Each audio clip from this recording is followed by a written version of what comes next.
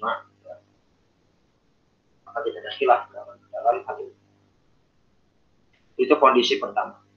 Kondisi pertama, seorang muhdits atau seorang berhadas kecil diperbolehkan membaca Al-Quran bil ghaib. Nanti ada pembahasan khusus gimana kalau pegang mushaf, membaca pada mushaf, itu ada pembahasan tersendiri. Yang kedua, kondisi bagi orang yang junub atau haid. Orang yang junub dan haid. Maka ini kesepakatan juga para ulama, atau mungkin kita bilang kesepakatan mayoritas. Ya, mayoritas ulama mengatakan bahwasannya tidak diperbolehkan juga seorang junub, orang haid, dia tidak diperbolehkan membaca Al-Quran walaupun bil ghaib. Ya, jadi orang junub, orang haid, antum misalnya yang laki-laki tidur malam bangun jam 3 jam 4 atau tahajud misalnya, jadi pokok basah, ya kan? Terus dia pengen langsung baca Quran, misalnya, maka dia tidak boleh sebelum mandi dulu, mandi besar. Begitu yang seorang perempuan haid, ya, dalam kondisi haid, ya, dalam kadar waktu tertentu, maka dia tidak boleh membaca Al-Quran. Ini pendapat yang umum, yang jumhur pula dan Syafi'iyah. Kita Nawawi Syafi'iyah juga berpendapat seperti itu.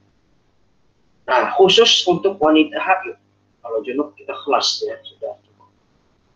Kalau wanita haid ini kan waktunya kadang lama, bisa berhari-hari, ya kan, tergantung kondisi wanita tersebut. Maka dia ada pendapat kedua, bahwasanya dari kalangan Malikiyah. Jadi kita pindah mazhab nih. Ya, boleh kita dalam kondisi itu kita pindah mazhab dari mazhab lain. Jadi kalangan Malikiyah juga dirojikan oleh Syekhul Islam Ibnu Taimiyah, ya, bahwasannya boleh bagi wanita haid membaca Al-Quran walaupun dia dalam keadaan haid. Apa sebabnya? Kalau orang junub, ya, junub itu kan cepat ya. Atau ada yang junub berhari-hari. Misalnya laki-laki ya, misalnya Luki, junubnya 5 hari gitu. Kayak orang haid ada begitu laki-laki. Kalau kayak begitu, ya, masalah ya, ilaliko jadi ilaliko dari kelaki-lakian itu. Laki-laki junub berhari-hari, itu mana ada ya. Tapi kalau perempuan, biasanya kalau junub itu karena kadarnya sebentar dan bisa cepat ditangani, maka memang ilatnya atau sebab untuk tidak bisa baca Quran itu bisa dihilangkan dengan cepat, dengan mandi segala macam.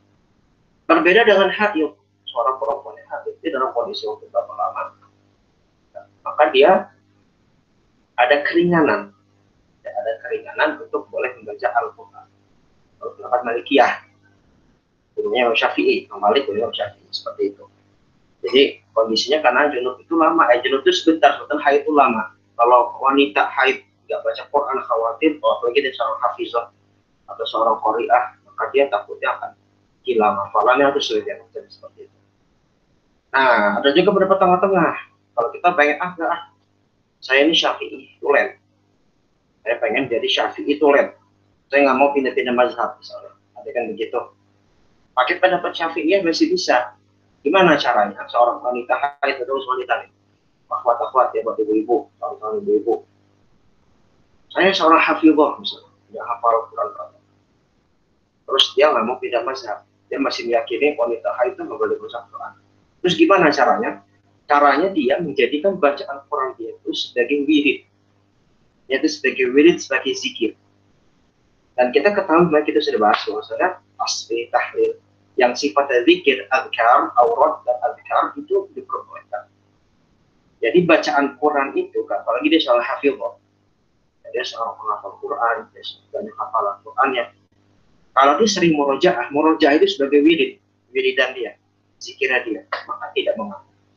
Jadi diniatkan menjadi suatu zikir. Gitu. Dan itu dalam praktek-prakteknya saya pernah bilang praktek-prakteknya untuk menyebut tahfiz kuat itu. Ya, sebagai guru kami taklidnya ke Malikiyah di Syafi'i, tapi dalam masalah ini tuan wanita haid taklidnya ke Malikiyah. Keringanan karena memang realitanya memang lebih sesuai seperti itu. Tapi kalau kayak dapat itu Syafi'i ya dengan dia jadikan sebagai. Adapun laki-laki kelas ya. Dia junub ya nggak boleh baca Quran, langsung mandi cepat. Begitu ya. Kan nggak mungkin junub ya junub berkali-kali kan nggak mungkin ya. Kecuali kalau ya suka begitu, gitu. Yang disebut itu nggak boleh ya dalam istilah Quran. Baik. Yang ketiga, keempat istihadah. Ini kondisi wanita yang istihadah ya, kemarin pembahasan istihadah.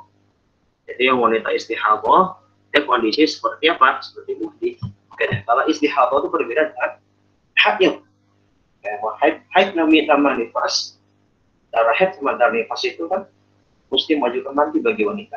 Kalau istihadah, darah yang keluar selain dalam kondisi haid ataupun dari kondisi setelah melahirkan. Kan begitu definisi istihadah itu damul kharij min ghairi ayamil haid wa aqibal wiladah. Darah istihadah itu bukan darah yang keluar dari haid pada masa-masa setelah kelahiran di wanita. Wanita yang mustahadah, isim fa'ilnya apa? Mustahadah. Jadi belajar bahasa Arab itu. Jadi kalau wanita haid itu isim fa'il. Istihadah itu adalah bentuk masdarnya. Isim fa'ilnya apa? Mustahab. Wanita yang istihadah dia seperti muhdits, artinya dia boleh baca Quran. Dan boleh baca Quran tanpa harus berarti lebih dahulu. Itu rinciannya. Gimana bisa membedakan darah haid, nifas dan istihadah ya? Para akhwat, para walibat yang di sini dalam begitu. Oke, sekarang kita lanjutkan lagi pendalaman dari materi kemarin. Qala Imam Nawawi rahimahullah taala wa nafa'ana Allah bihi wa bi ulumihi wa bi ulumikum fid dharain amin. Qala ashabuna. Coba saya tanya, Rudi, ashabuna mana yang ashab? Nama murid Imam Syafi'i. Ashab bisa bilang murid, cuma kalau bentuk jamak ashab kan ashab itu jamak dari sahib. Ya, kalau kita bilang ashab itu adalah ulama Syafi'iyah. Ya, begitu pula nanti untuk mazhab-mazhab lain. Kalau ashab dalam istilah mazhab itu artinya ulama-ulama yang menisbatkan diri mereka kepada mazhab itu ashab. Murid. Nah, ini kalau di sini ashabuna berarti adalah ulama Syafi'iyah. Berkata para ulama Syafi'iyah, wa qad idza qala al-insan, dan begitu pula kalau ada orang berkata khudil kitaba bi quwwah wa qasada bihi ghairul Qur'an fa huwa jaizun. Nah, kalau ada orang yang berkata, misalnya berkata khudil kitaba bi quwwah, ambillah kitab dengan kuat. Ini diambil dari ayat Quran di surat Maryam. Perkataan Zakaria kepada anaknya Yahya. Ya Yahya khudil kitaba bi quwwatin wa atainahul hukma sabiyya. Surat Maryam. Nah, kan ini kan bisa dijadikan perkataan biasa ya. Khudil kitaba bi quwwah, misalnya ya waladi, wahai anakku, misalnya seorang bapak kepada anak. Khudil kitaba bi quwwah, pegang buku ini dengan erat. Wa qasada bihi ghairul Qur'an fa huwa jaizun. Boleh. Jadi kalau dia mengucapkan kalimat tertentu, jadi kalau mau kasih judul nih, pembahasan sekarang adalah membaca ayat Al-Qur'an dengan tanpa tujuan qiraah. Jadi kita mengucapkan ayat-ayat Quran tanpa niatan qiraah. Bagaimana hukumnya? Hukumnya boleh. Walaupun dia junub haid dia muhdits apalagi maka boleh. Ya, yang penting apa? Wa qasada bihi ghairul Qur'an fa huwa jaizun. Kalau diniatkan bukan untuk baca Quran maka boleh. Misalnya saya bilang, ya Tariq, khudil kitaba bi quwwah. Saya inginkan bukan untuk baca Quran. Saya minta emang coba Tariq pegangin, saya beli kitab, pegangin Quran. Kan itu enggak niat baca Quran. Boleh. Walaupun saya misalnya dalam kondisi junub misalnya. Ya, itu boleh, ya. Wa kadza ma asbahahu, dan begitu pula yang semisalnya. Qalu wa yajuzu lahu ma an yaqula 'inda al-musibah. Kalau misalnya kita bermusibah, inna lillahi wa inna ilaihi raji'un. Diambil dari mana? Di surat Al-Baqarah juz 2. Alladzina idza asabatuhum musibatun qalu inna lillahi wa inna ilaihi raji'un. Nah, dari ayat. Nah, kalau misalnya kita dapat, misalnya ada teman kita atau orang kita meninggal, inna lillahi wa inna ilaihi raji'un. Rata-rata pasti kan enggak qiraah. Kecuali kalau emang dia kasih maklumat terus tiba-tiba dia baca a'udzubillahi minasyaitonirrajim qala Allah taala. Itu kan niat qiraah. Nah, beda ya seperti itu. Salah satu yang membedakan qiraah gimana? Kalau qiraah semuanya dipakai ta'awudz. Ya, jadi jangan ujuk-ujuk langsung baca ayat atau ta'awudz. Walaupun sunnah dia bahasa sendiri hukum isti'adzah dan basmalah. Ya seperti itu. Jadi misalnya kita dapat musibah ya nggak harus saya habis junub tuh, habis head, saya mau baca innalillahi karena ini ayat Quran, jadi saya mesti buru mandi dulu, ribet amat. Udah keburu menikut, misalnya ada jenazah pengen dibawa, ya kan ke kuburan, pengen ente cuma pengen cepet innalillahi doang. Tapi karena salah paham, gagal paham, aduh, saya dalam kondisi junub sama haid nih, saya belum wudu, belum mandi, saya mandi dulu, mandi 10 menit udah ngilang jenazah, berjamaah, ya kan? Jadi enggak ya, kalau niatnya bukan untuk baca Quran boleh. Qala ashabuna al-Qurasiyun, berkata juga ulama-ulama Syafi'iyah. Ashabuna, ingat ya, saya kan tanya nih, ashab. Ya, ashab itu ulama Syafi'iyah. Jadi kalau ada yang punya buku terjemahan, mendefinisikan ashab itu sebagai guru, sebagai teman, apalagi, nah itu khotok kabir, khotok syadid, salah besar, bisa direvisi. Qala ashabuna al-Qurasiyun, berkata ulama Syafi'iyah dari kalangan Khorasan. Ya, Khorasan itu daerah Iran. Dan dulu emang di daerah Iran Persia itu ulama Syafi'iyah banyak. Siapa? Kalau dari kita bagi dua, sedikit saya kasih wawasan. Di dalam madrasah Syafi'iyah itu ada dua. Ada madrasah Irak, madrasah Irak dipimpin oleh Imam Abu Ishaq Asy-Syirazi. Imam Abu Ishaq Asy-Syirazi. Ini buat tambah wawasan, ini nggak keluar ujian. Lebar tahu aja yang wawasannya banyak. Di dalam madrasah Syafi'iyah itu ada dua terkenal, ada namanya madrasah Irak yang diwakili oleh Imam Ishaq Asy-Syirazi. Yang kedua madrasah Khorasan. Nah, Khorasan ini salah satu tokoh ulamanya adalah Al-Qaffal. Khorasan dari Persia ya. Dulu masih Imam Ghazali, Al-Ghazali. Ada yang mengatakan Ghazali itu nisbah pada Ghazalah. Dulu memang orang Iran, Persia itu mazhab Syafi'i sangat tersebar. Berkata ulama-ulama Syafi'iyah dari kalangan Khorasan, dari negeri Khorasan, wa yajuzu an yaqula 'inda rukubid dabbah. Dan juga diperbolehkan kalau antum pengen naik dabbah. Dabbah itu tunggangan. Dulu kan dia pakai kuda, pakai onta. Sekarang misalnya pakai Usman pakai NMAX ya kan. Terus misalnya Loki pakainya Ninja ya kan, masya Allah. Apa itu Pak? Ada gede-gede sih Pak, sesuai dengan badan ya. Kalau yang badan gede, badannya gede. Ya, kalau misalnya pengen naik kendaraan, boleh kita sunah doanya gimana? Subhanalladzi sakhkhara lana hadza wa ma kunna lahu muqrinin wa inna ila rabbina lamunqalibun. Di surat ini diambil dari Az-Zukhruf. Az-Zukhruf itu surat juz 25 setelah Asy-Syura. Berapa coba cari sendiri. Yang jelas di bagian awal-awal ya. Bagian awal surat Az-Zukhruf. Jadi diambil dari surat Az-Zukhruf. Doa ini, kalau kita sunnah naik kendaraan gimana? Bismillah. Ya kan? Bismillah, terus Allahu Akbar 3 kali, baca Subhanalladzi sakhkhara lana hadza wa kunna lahu muqrinin wa inna ila rabbina lamunqalibun. Kalau kita niatnya untuk baca doa, nggak masalah. Tanpa buat wajib doa. Doa kalau kita gitu doa misalnya, doa yang kita sering panjatkan, doa sapu jagat, gimana? Rabbana atina fid dunya hasanatan wa fil akhirati hasanatan wa qina adzabannar. Banyak sekali doa-doa dalam Quran. Nah, saya sarankan nih buat teman-teman yang sudah hafal Quran, banyak hafal Qurannya, nemu doa misalnya, langsung hafalkan, langsung dipraktikkan. Di juz 28 ada doa yang sesuai dengan kondisi sekarang ini. Rabbana 'alaika tawakkalna wa ilaika anabna wa ilaikal masir. Rabbana la taj'alna fitnatan lil ladzina kafaru waghfir lana rabbana innaka antal azizul hakim.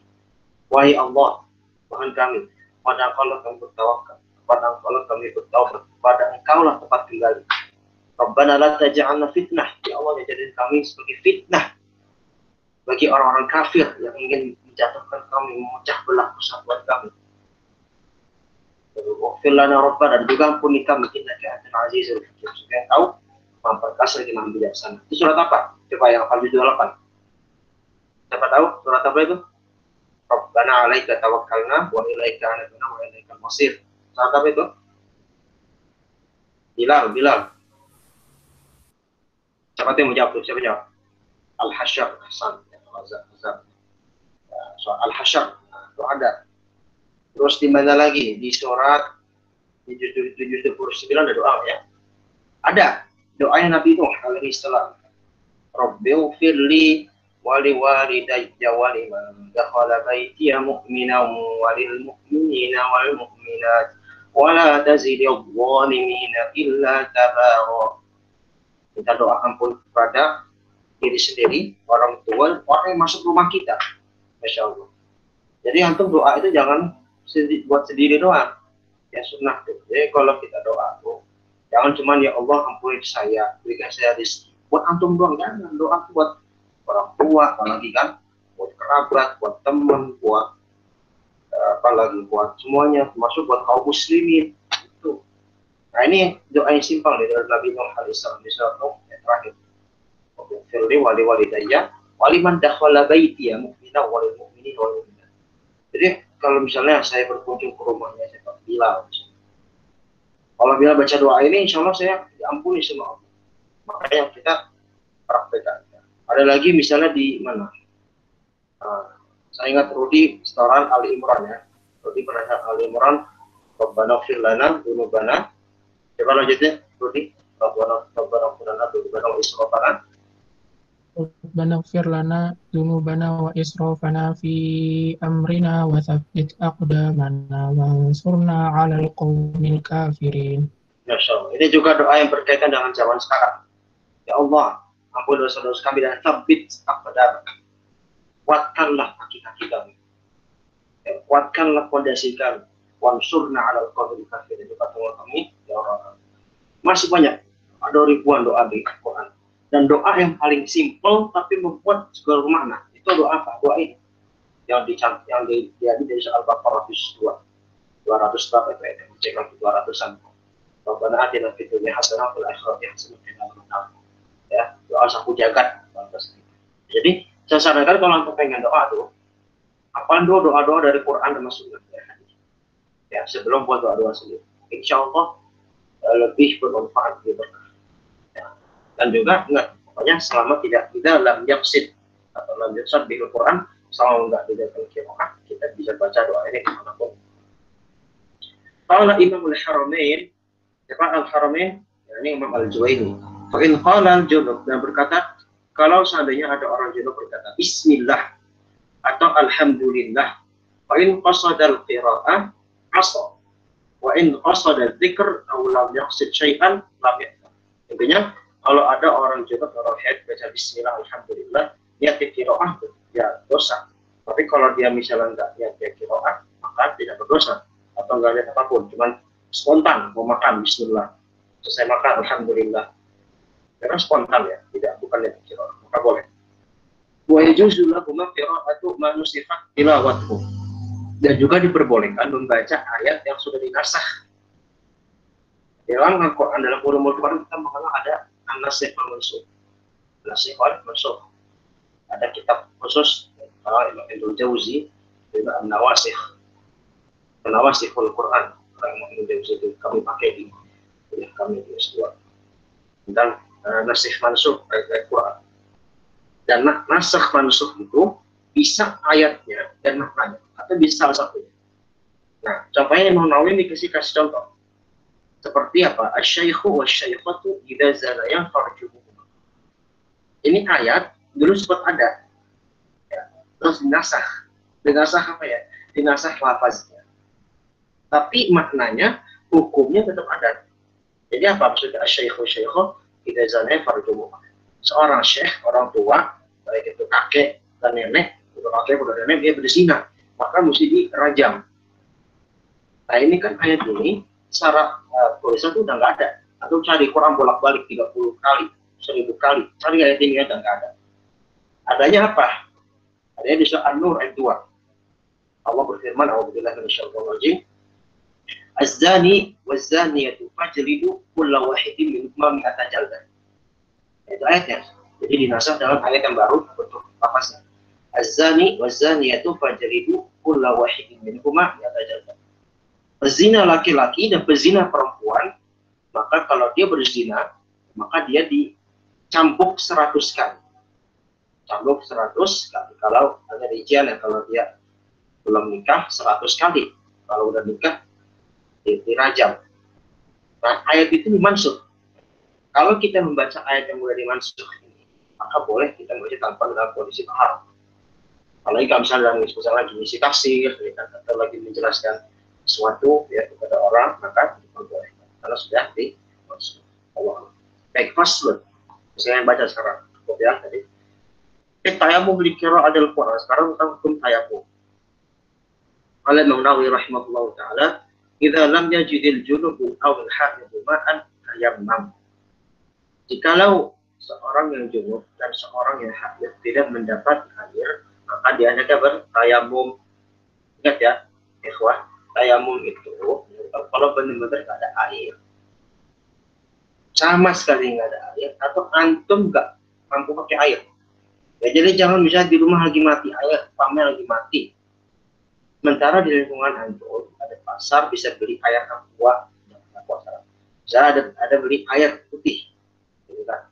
Atau misalnya pokoknya di masjid ada keran, jangan tayamum.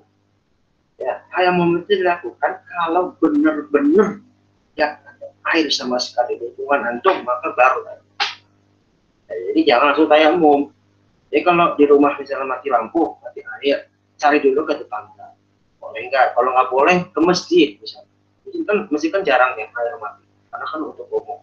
Atau ke warung beli air minuman mineral. Kalau antum nggak khawatir kehausan, air itu pakai buat wudhu bisa.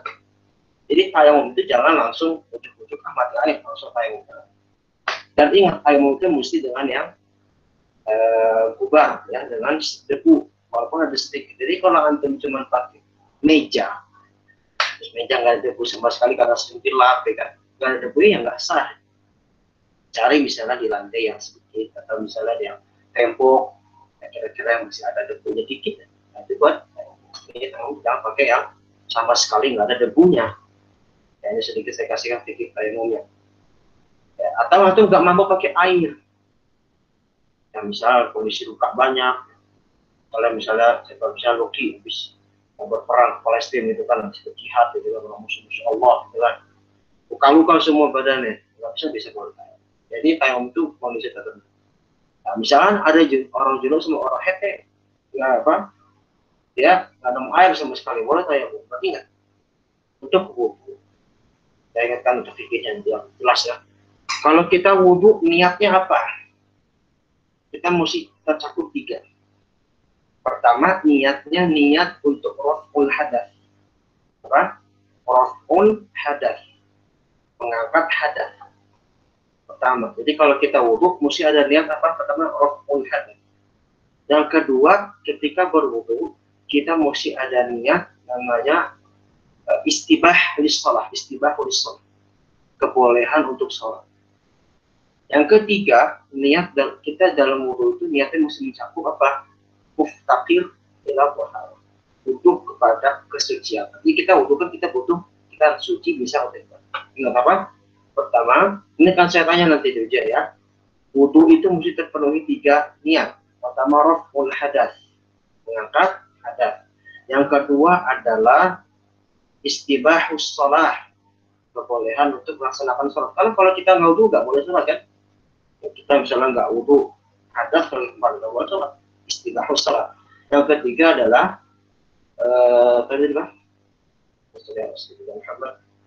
muftaqir ila taharah, butuh kepada kesucian. Nah, ini bisa didapatkan di Minhajul Talibin karena Imam Nawawi.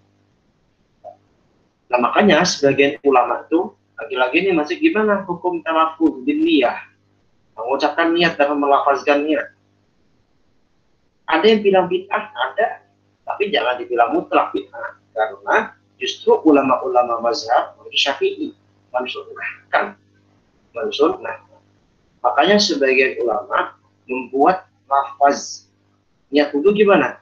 Nawaitul wudu'a li raf'il hadathi. apa asghar atau akbar billahi ta'ala. Ya, itu begitu. Minimal kita raful hadath itu cukup. Jadi nggak harus 3 itu terpenuhi, tapi minimal 1 apa raful hadath. Nah, wudu itu seperti itu. Ya, jadi kalau sholat gimana? Kalau sholat 3. Kalau di Safinatul Najah disebut itu. Ya, kitab dasar aja, nggak usah jauh-jauh. Kalau sholat, kita natural mesti tekoni apa? Niat sholat, usolli. Ya kan? Saya niat sholat. Kedua apa sholatnya? Sholat sunnah atau sholat wajib? Atau sholat fardu? Kalau misalnya niat sholat isya, berarti usolli fardhu. Ya kan? Saya niat sholat fardhu. Apa jenis sholatnya? Jadi kan dia kan sunnah atau fardu. Kan banyak macam-macam. Sholat fardu ada 5. Macam-macam apa? Sholat subuh, maghrib, isya atau apa? Oh isya, al-isya, sholat fardu isya. Nah, itu paling minimal. Kalau sunnah tidak disuruh. Nah, masalah talafuz, mengucapkan lafaz setempat itu sesuai. Mau pakai silakan, nggak pakai silakan. Ulama memberikan statement sunnah mengucapkan mengucapkan niat itu sebagai bentuk hati ya. Bentuk ke hati, karena niat itu di hati tetap. Ya. Bagi Anda yang mempraktikkan dengan lafaz, sejatinya tetap di hati itu menggunakan lafaz. Ya, niat tetap di hati. Cuman bagi ulama yang mensyaratkan atau mensunnahkan dengan lafaz itu memantapkan saja.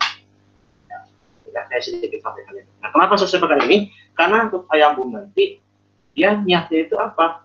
Untuk istibahah. Apa untuk istibahah? Sehingga nanti tayamum itu kan dia hanya boleh 1 kali sholat fardu. Misal, misalnya Kemal, tadi maghrib nggak ada air sama sekali. Terus dia tayamum. Tayamum itu untuk istibahah, artinya dia untuk boleh dia bawa sholat fardu. Ya, untuk sholat fardu karena tayamumnya kan berganti wudu. Nah, nanti isya dia mesti tayamum lagi atau mesti apa dia boleh sholat? Jawaban mesti tayamum lagi. Karena tayamum itu untuk 1 sholat fardu. Seperti itu ya. Jadi ini penting nih berkaitan sekali dalam masalah sholat atau mati baca Quran. Ini saya sampaikan di mukadimah seperti itu. Baik. Lanjutkan. Idza lam yajidil junubu aw al-haid ma'an tayammum. Kalau seorang junub haid dapat air tayamum. Ingat tayamum ini jangan pokoknya tayamum itu kondisi darurat banget. Wa yubahu lahu qira'ah was-salat wa ghairuh. Nah, kalau dia udah tayamum maka dia boleh tuh yubah. Maka pakai istilah yubah, istibah. Dibolehkan tuh di Quran, salat dan sebagainya. Nah, fa in ahdatha kalau dia berhadas, jadi habis tayamum dia berhadas. Harumat alaihi sholat, haram lagi itu sholat. Walam tapi, nah perhatikan, walam fokus ya fokus, yang ngantuk kopi, ya. Kalau belum mukanya disembur kopi biar seger. Harumat alaihi sholat, kalau dia berhadas maka dia haram untuk sholat.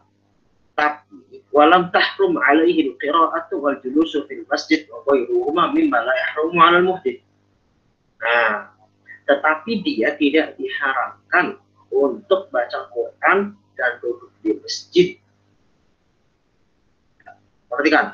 Jadi kalau misalnya dia ada orang junub atau orang haid, ya, dia mau bersuci nggak ada air, tayamum lah dia, ya kan? Tayamum itu bisa membolehkan dia sholat, bisa baca Quran, bisa duduk di masjid, ya kan? Terus tiba-tiba dia hadas. Gimana kalau hadas itu anak kecil kan? Jadi itu kencing, ya kan? Buang air. Gimana? Dia nggak boleh sholat untuk, ya, sholat nggak boleh. Tetapi untuk baca Quran masih boleh. Itu masih boleh. Kalau mau murojaah, ya kan, nunggu waktu sholat atau boleh. Atau duduk di masjid, dia lagi i'tikaf, misalnya, duduk di masjid boleh, ya boleh, seperti itu. Karena dihukumi sebagai orang muhdits, ya, sebagai orang yang berhadas. Kalau berhadas kan enggak, orang berhadas boleh untuk baca Quran. Berbeda dengan junub dan haid. Kama idza ittasala tsumma ahdath dan sebagaimana kalau dia habis mandi maka dia berhadas, ya sama aja. Jadi kalau dia habis mandi misalnya dia dalam kondisi punya air, orang junub orang haid, dia dapat haid dia mandi, habis mandi dia berhadas, jelas hadas itu dia mesti lagi mensucikan diri dia, ya, untuk bisa mendapatkan atau sholat. Kalau untuk qiraah mesti boleh. Wala yumna'u min qira'atil Qur'an wal julusu fil masjid min ghairi daruratin ay fasruhu hadithu. Jadi sebenarnya contohnya kan penegasan aja. Intinya apa? Kalau saya ulangi ya, orang junub dilarang untuk sholat, ya kan?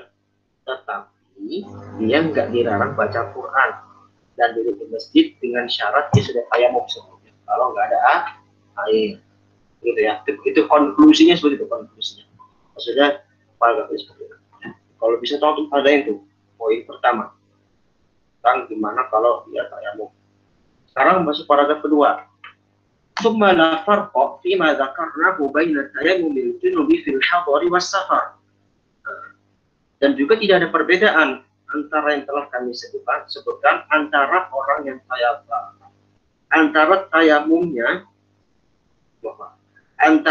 tayamumnya seorang yang berjunub. Jadi orang junub tayamum itu nggak ada bedanya baik dalam keadaan hadar atau hadar mukim, maupun dalam keadaan safar. Jadi sama aja, nggak ada perbedaan ya. Jadi kalau dia bisa habis tayamum, maka dia boleh qiraah tapi nggak boleh sholat gitu. Baik dia hadar atau baik dia safar. Nggak ada beda. Wa dzakara ba'du ashabi Syafi'i. Nah, tapi ada pendapat ulama Syafi'i lain nih katanya. Annahu idza tayammama fil hadar istabaha shalah. Perhatikan fokus. Annahu idza tayammama fil hadar istabaha shalah. Kalau dia tayamum dalam keadaan mukim, jadi nggak safar nih, dia lagi tinggal di rumah, kan? Pokoknya lagi mukim di tempat domisili dia. Kalau dia tayamum dalam keadaan dia sedang mukim, maka istabahas sholat. Dia boleh sholat. Wala yaqra' ba'daha, tapi nggak boleh baca Quran. Dan juga wala yajlisu fil masjid, dan juga nggak boleh duduk di masjid. Jadi kebalikan nih. Ini pendapat yang kebalik dari pendapat tadi. Nah, di sini dijelaskan oleh Imam Wasahih jawazu dzalika kama qaddamna. Jawazu dzalika kama qaddamna. Yang kata Imam Wasahih, nah kalau ada istilah sahih, saya kasih tahu juga sahih. Jadi sahih ini adalah berarti pendapat para ulama Syafi'iyah yang telah dikumpulkan oleh Imam Nawawi, lalu Imam Nawawi menyeleksi mana yang paling sahih. Jadi sahih itu di sini bukan dalam istilah hadis, beda lagi. Yang sahih di sini artinya apa? Kumpulan pendapat ulama Syafi'i yang sudah dikumpulkan Nawawi dijadikan pendapat muktamad, pendapat resmi mazhab Syafi'i. Jadi kalau kita bilang mana pendapat resmi mazhab Syafi'i, kita rujuklah awalnya Imam Nawawi. Dalam hal ini kita bilang bahwa sahih jawab juga jika kamu qaddam. Boleh. Jadi orang yang berhadas selama dia sudah tayamum, ya misalnya tadi dia tayamum karena dia keadaannya baik junub maka dia boleh baca Quran. Tadi kan ada pendapat yang bilang nggak boleh. Ya, dia nggak boleh sama sekali. Kalau dia hadas dia mesti ini lagi, tayamum lagi atau sholat lagi. Ya, ada pendapat begitu. Cuman udah, kalau saya dipusingin, kita ambil kalau antum pusing, langsung ambil aja wasahih. Apa yang pendapat sahih kata Nawawi? Boleh. Jadi dia junub sama haid, dia itu apa? Kalau dia bisa tayamum, dia berhadas, dia boleh sholat, istabah sholat. Dan dia juga boleh baca Quran. Seperti itu. Walau tayammama, walau tayammama wa shalla wa qara'a, thumma ra'a ma'an yalzamu isti'maluhu. Nah, nih, poin ketiga nih. Nah, ini kalau di PDF bagus nih, dikasih bintang-bintang itu ya, lebih mudah. Nah, itu dikatakan ya. Nah, poin yang berikutnya, walau tayammama wa shalla wa qara'a.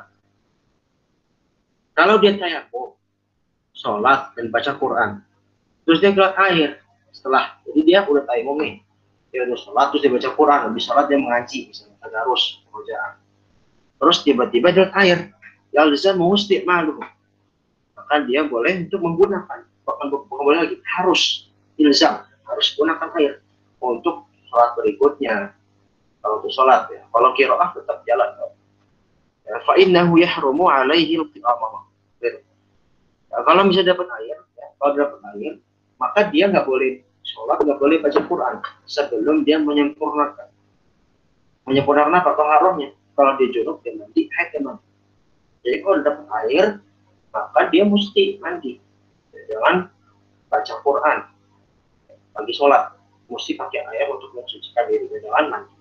Fa'innahu yahrumu alaihi al-qira'ah wa jami'u ma yahrumu ala junubi hatta yatas. Jadi musliman.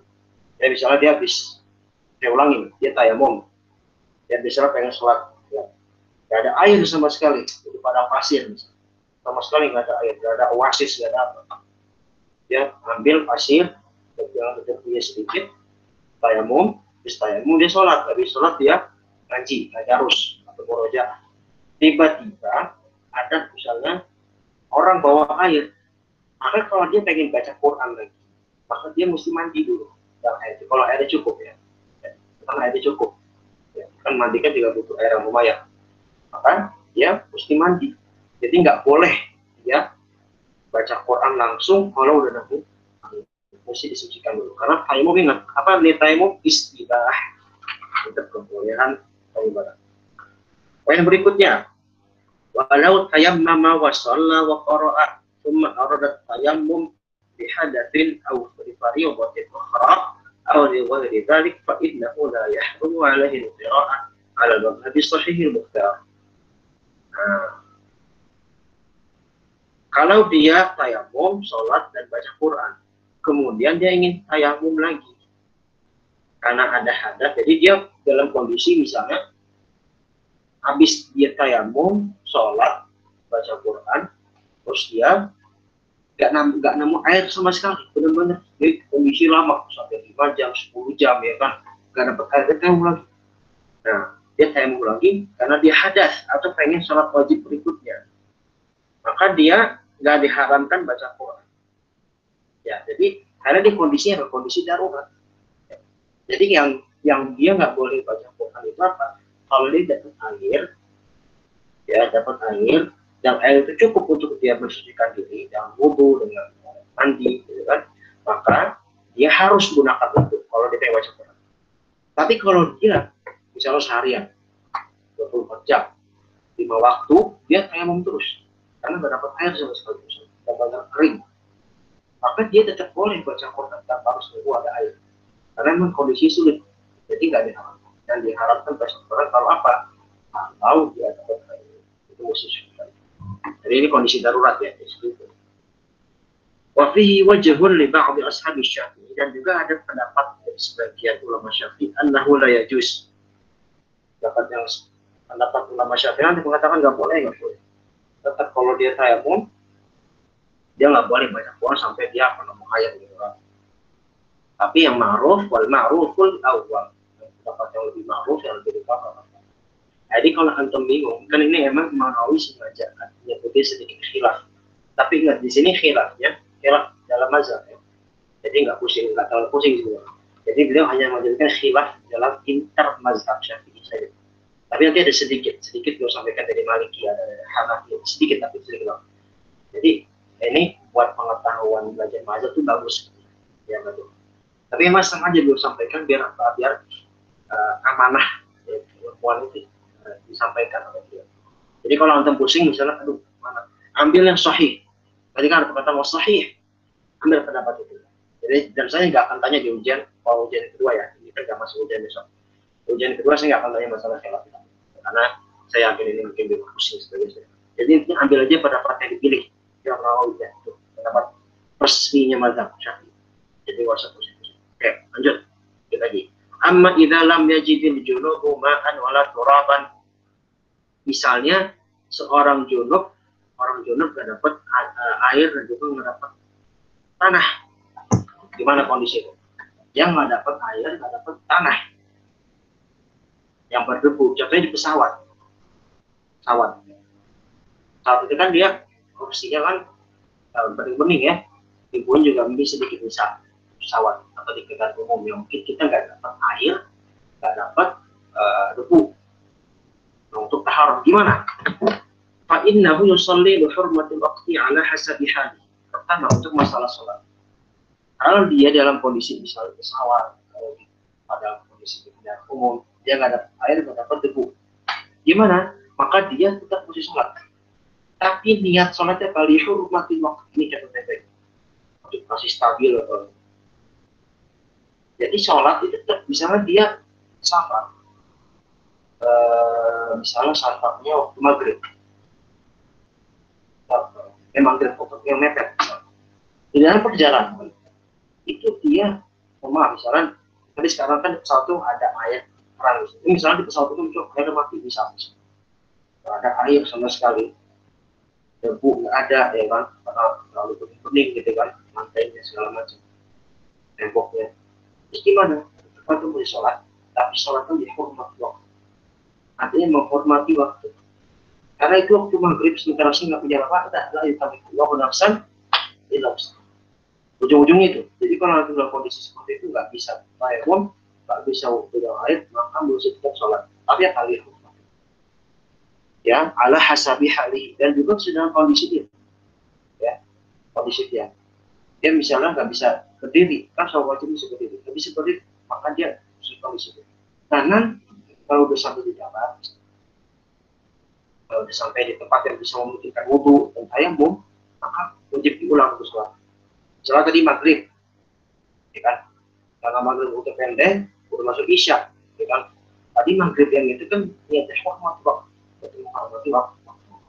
Maka nanti ada sampai darat atau sampai tempat yang bisa tayamum, atau bisa taharah dengan wudhu, maka dia wajib ulang sholat. Itu kenapa? Apa sih fungsi hormat waktu? Kan kita nggak tahu kalau mati.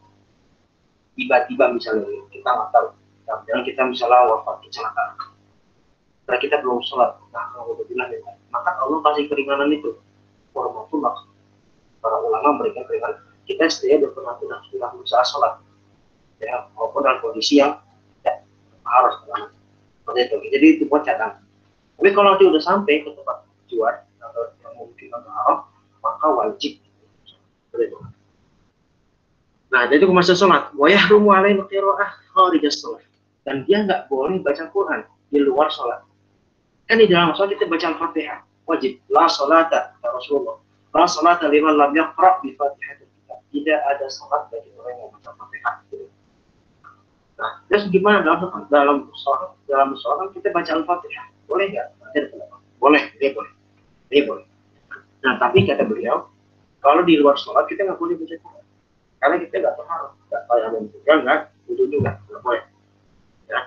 Wa yahrumu alaihi an yaqra'a fi sholati ma zada 'ala Fatihah. Dan juga dalam sholat dia nggak boleh baca surat selain Al-Fatihah. Jadi cuma boleh baca Al-Fatihah. Kenapa? Karena Al-Fatihah rukun. Adapun surat-surat pendek, surat-surat yang setelah Al-Fatihah itu sunnah.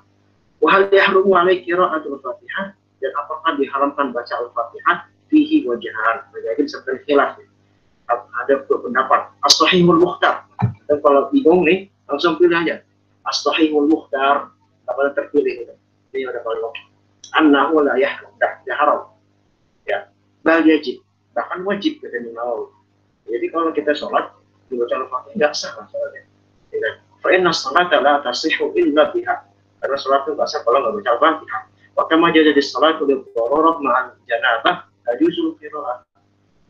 Itu boleh kalau kita sholat kalau darurat ketika kondisi junub, maka kita boleh baca baca Quran soal Quran. Pas tadi pendapat kedua nggak boleh. Nah, ini nggak usah dihiraukan lah, buat tambah-tambah nggak aja. Buat tadi ada yang mengatakan nggak boleh. Bal ya'ti bil adhkaril lati ya'ti bihal ajizul lati la yahfazu syai'an min al-Quran. La'anna hadha ajiz syar'an fasarat al-ajiz hissan wasabul awal. Pendapat kedua begini, ini buat wawasan untuk aja ya. Harus satu dulu. Pendapat kedua bilang nggak boleh, kan dia nggak tahan, nggak tayamum, nggak wudhu dengan air, nggak boleh dia baca Al-Fatihah. Terus gimana sholat tidak sah? Diganti dengan baca apa? Zikir, tasbih, tahlil, tahmid, takbir. Ya, kenapa? Karena dikiaskan kepada orang yang lemah. Nanti ada pembahasan sendiri juga di kitab ini. Gimana hukum orang yang lemah? Orang lemah itu gimana? Pertama, orang yang nggak bisa baca Al-Fatihah. Misalnya baru awal, ya, masih kondisi belajar, masih susah banget sampai baru kerja aja. Mau apa masih susah. Makanya itu ada keringanannya kan, dia baca zikir. Jadi misalnya Allahu Akbar, kita biasa baca Al-Fatihah, dia bacanya subhanallah, alhamdulillah. Berarti udah zikir. Itu memang keringanan. Ya. Jadi dikiaskan kepada orang yang lemah. Lemah itu baik secara lemah fisik atau lemah dari segi syar'i. Syar'i itu kayak gitu, dia nggak bisa baca Al-Fatihah dalam benar. Atau dia bisa baca Al-Fatihah, cuman baca Al-Fatihahnya masih banyak lahan jali. Dia mesti punya tahsin dulu, maksudnya mesti dari banyak lahan jali, kemudian dia baca baca tasbih dulu. Makanya tahsin Al-Fatihah itu sangat penting. Itu para imam ya, nah, itu mesti dibenerin baca Al-Fatihah. Nah maka orang-orang dikiaskan, pendapat kita dikiaskan pada orang lemah. Dan kita orang yang nggak taharah itu dikiaskan pada orang yang lemah, dianggap lemah. Kenapa? Karena dia nggak taharah, sehingga dia nggak perlu baca Al-Fatihah dengan tasbih. Tapi ini pendapat yang tidak muktamad dalam mazhab Syafi'i. Kata beliau, kita menawi bahwa shawabul awal, pendapat yang benar yang pertama, dia boleh. Jadi kalau dia nggak taharah dengan wudu atau dengan tayamum, dia untuk sholat lihurmatul waqt, dia boleh baca Al-Fatihah. Itu intinya. Oke, terakhir. Wahadil furu'ul lati dzakarna yuhtaju ilaiha falihada asyartu ilaiha bi awjazil ibarat wa inna falaha adillatun katsirah ma'rufatun fi kutubil fiqh wallahu ta'ala. Kata beliau terakhir untuk pasal ini intinya sudah saya sampaikan, perkara-perkara yang mesti disampaikan. Jadi kan kita baca Quran berkaitan dengan ibadah, sholat. Tentunya yang paling dekat masalah sholat. Beliau sebutkan juga di masalah tayamum, masalah hal, segala macam disampaikan agar kita para pembaca Quran, para hamalat Quran itu tahu juga fikihnya, juga. Dan kalau pengen dalamin lagi, kata beliau, silakan boleh kalau kita fikihnya itu bahu. Baik sampai sini hari ini baru pertanyaan khusus.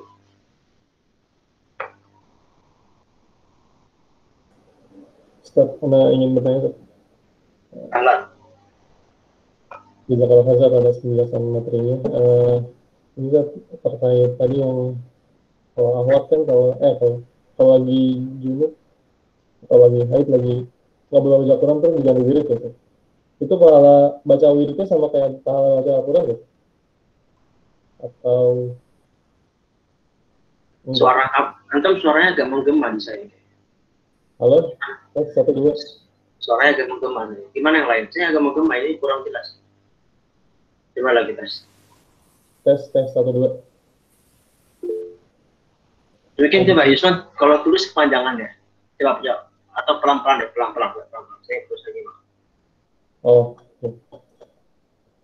Coba. Tes 1 2. Ya, coba lebih jelas, coba. Ya. Iya, saat tadi terkait ini saat yang wirid, baca wirid ketika lagi junub atau haid, itu baca wiridnya berarti akan sama kan saat pahalanya seperti baca Al-Quran seperti pada biasanya gitu? Oh sama, ya kalau masalah pahala itu sama. Kan ini kita membahas dari aspek fikihnya. Adapun masalah aspek pahala itu sama. Ya kan man qara'a harfan min kitabillah.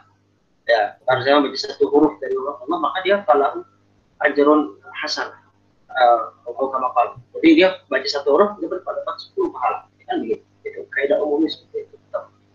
Jadi mau dia junub, mau dia haid, tetap dia pahala. Yang kita bahas ini kan biar kita nanti bisa membedakan kapan kalau kita bisa baca Quran dalam kondisi taharah, kapan juga kalau kita baca dalam kondisi muhdits atau junub atau haid. Itu sebenarnya.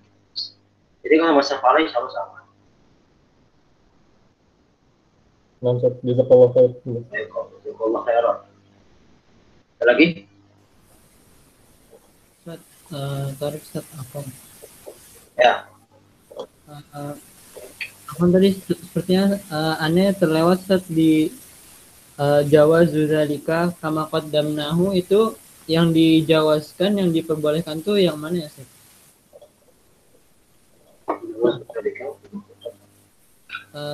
Yang wasahihu Jawa Zuzalika kama qaddamnahu itu yang ya itu yang boleh. Jadi itu boleh buat orang yang orang yang junub sama haid itu tetap boleh baca Quran. Karena kan tadi pendapat kedua dia bilang nggak boleh baca Quran. Kalau junub sama haid, kalau dia habis tayamum terus dia hadas, ya dia nggak boleh baca Quran sampai dia tayamum lagi atau dalam wudu. Tapi kata Imam Nawawi di sini yang sahih nggak boleh. Jadi dia habis tayamum terus dia hadas. Nah, dia tetap boleh itu sebagai orang yang berhadas kecil sehingga nggak harus tayamum lagi atau nggak harus wudu lagi. Begitu. Jadi yang sahih selama dia sudah tayamum sebagai pengganti wudu, maka dia boleh untuk bacaan Quran. Tapi sholatnya tetap boleh Ustaz? Atau Oh, kalau sholat mah mesti diulang lagi tayamumnya. Ini kan kita bahas baca. Beda kan? Kalau sholat misalnya dia Misalnya dia tayamum, maka kan tayamum itu untuk difaridotin tiap satu sholat fardu. Ya, jadi jangan digabung. Artinya kalau dia habis misalnya zuhur ke asar, kalau dia tayamum zuhur maka tayamum mesti baru. Yang kita perbolehkan sini kalau bacaan dia selama dia sudah tayamum boleh kapan saja, maupun dia kecuali kalau dia junub lagi, jangan di junub, ya kan? Terus dia junub, dia tayamum, dia junub lagi, jelas dia mesti bawa kita. Jadi kalau sholat dia mesti paham. Oh, baik. Jazakallah khairan Ustaz. Ya Allah. Ya, ada lagi? Terakhir mungkin. Ustaz, izin bertanya, Ustaz. Ya, Aflan. Kalau tayamum tuh kita habis sholat wajib, terus habis itu sholat ba'diyah, masih bisa nggak, Ustaz? Atau tayamum lagi? Di fardhu, tadi saya bilang di fardhu, satu sholat fardu. Jadi kalau tadi masih saya kan ba'diyah itu kan sebagai penyerta, ya kan? Qobliyah, ba'diyah, ya kan? Itu penyerta. Jadi dia masih satu paket sebenarnya. Bedanya sifatnya, satu wajib, satu sunnah. Nanti misalnya, itu saya bilang, misalnya zuhur ke asar. Tayamum zuhur yang dipakai lagi buat asar. Perbahan lagi.